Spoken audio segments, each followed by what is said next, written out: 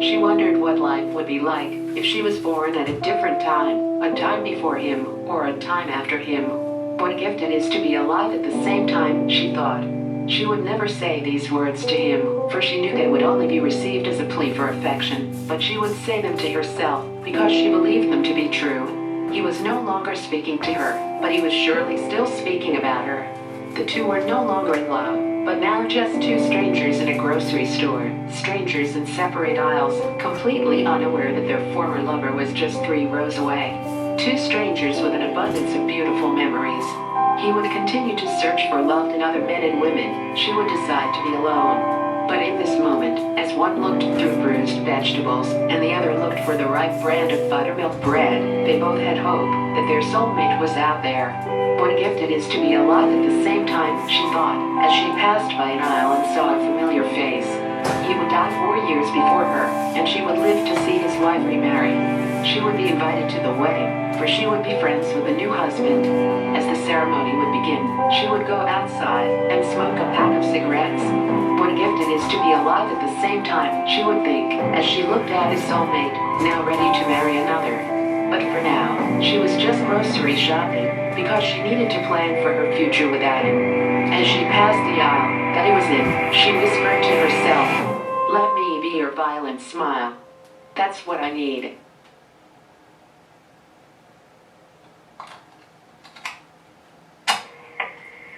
There's a solution to every problem. And one of them is together, and I love you. And I don't want you to leave because we're here together. We're not going to make it our lives without each other. Please don't go. Stay.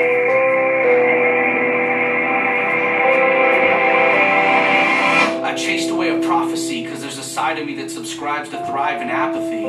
This blasphemy redeemed the seams inside of me, feeling better for the red letters and the sake of breaking from the fair weather to fulfill my capacity.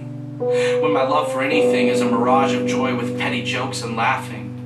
I wanted to be the next prophet, but once I got sick, I started chasing profits, performing for an audience and plotting this artifice of sacrifice and rolling dice to silence the mistress, kissing the lips of a nihilist.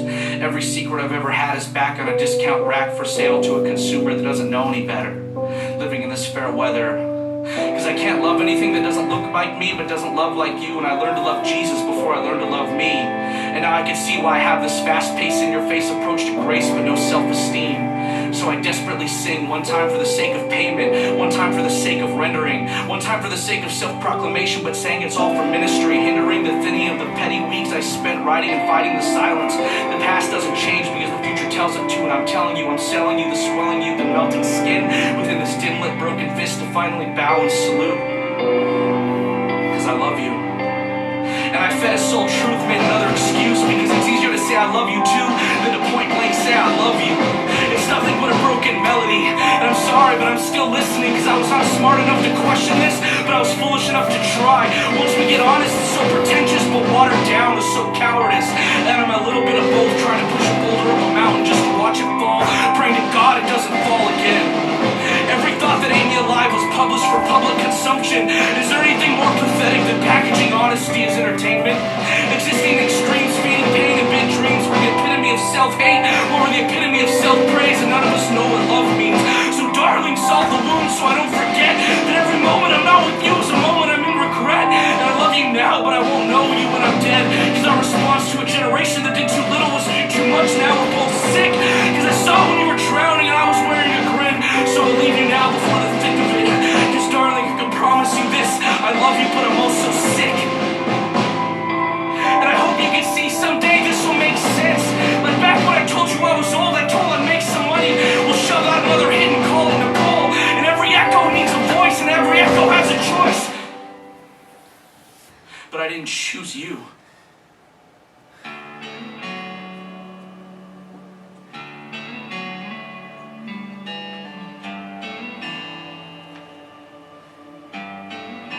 Chapter 3, Part 1. Separation is normal. When asked why people break up, there is not one simple answer. A sense of self-knowledge and intentional awareness is a catalyst between the communication of two partners hoping to achieve emotional intimacy, but it can also expose desires that are not shared between said partners. Sometimes relationships end because partners evolve over time. Sometimes they end because one partner does not feel deserving of love. Sometimes they end due to infidelity or thoughts of such actions. And sometimes, maybe more often than not, they just end. Similarly to people, sometimes love can die unexpectedly because sometimes the ego of one partner can suffocate the shared joy. Everything ends. When asked if she could live without him, she replied, "Let me be your violent smile. It might hurt, but you will look happy. That is what I need. I need to hurt you, so you can be happy."